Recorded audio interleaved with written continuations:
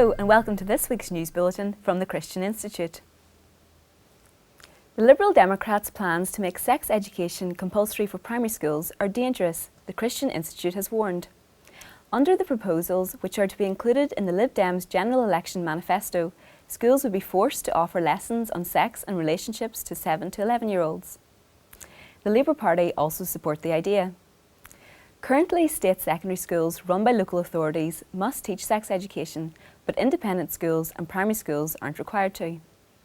The Christian Institute is warning that if primary schools were compelled to teach sex and relationship lessons, more children would be exposed to the inappropriate materials recommended by sex education campaign groups. The Sex Education Forum, for example, suggests that children as young as 5 should use a book that shows graphic sexual drawings. The Christian Institute's director, Colin Hart, said it's wrong to allow such groups to force their materials on schools. Under the Lib Dems' plans, there will be sex education for 7-year-olds. The subject of sex education is going to be centralised and power is going to be taken away from school governors. It's going to be put into the hands of groups that promote the use of resources which are wholly unsuitable for young children. And these groups have a track record of promoting gratuitously explicit and inappropriate materials, and they want to force these lessons onto schools when there's simply no need. In a sex-saturated culture, schools should be the one place where children are allowed to get on with life without facing pressure to deal with things that they aren't ready for. Too often in this area, schools can undermine the positive values of the home and sideline parents. A US fertility clinic is for the first time following up the health of children born more than 15 years ago using a controversial 3-parent baby technique. Until this year, researchers at the St. Barnabas Medical Center in New Jersey never looked into whether the 17 children who were born using cytoplasmic transfer have associated health problems. The technique involves taking a small quantity of cytoplasm, including mitochondria, from a healthy donor egg and injecting it into an egg cell of the mother, producing a mix of mitochondria from 2 women.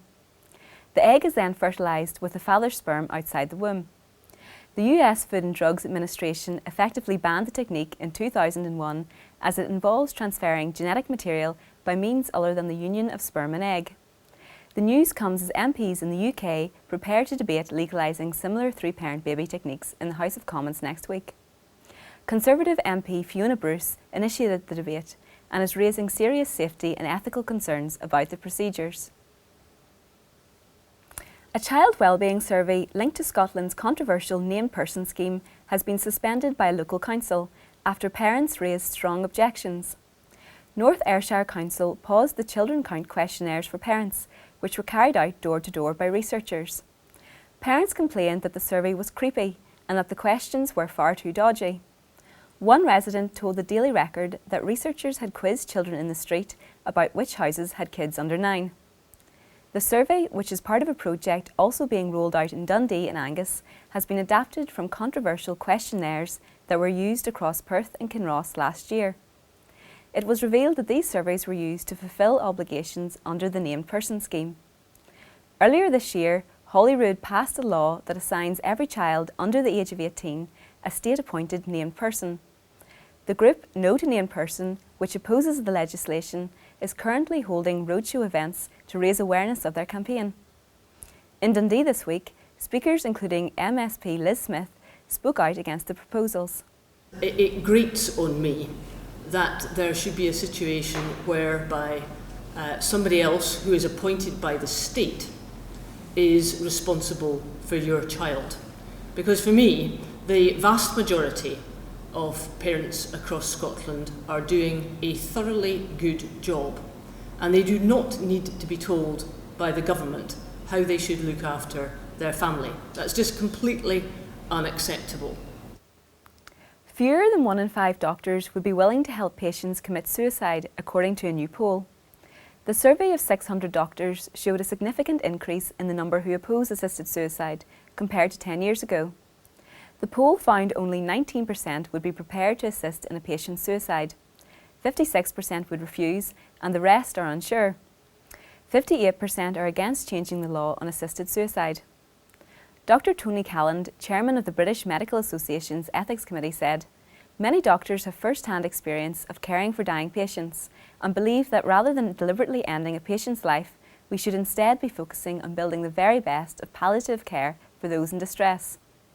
And Alistair Thompson, a spokesman for Care Not Killing, said, "The fact that so few doctors want to have any part in this macabre change in the law shows it is unworkable and would lead to the slippery slope we have seen in other countries." And finally, a singer-songwriter has said he found freedom from drugs and alcohol addiction through turning to Christ. 9 years ago, Steph Macleod was trapped in a cycle of addiction and spent time sleeping rough on the streets. But his life was transformed after he became a Christian, and now he has a travelling ministry as well as a wife and 3 children.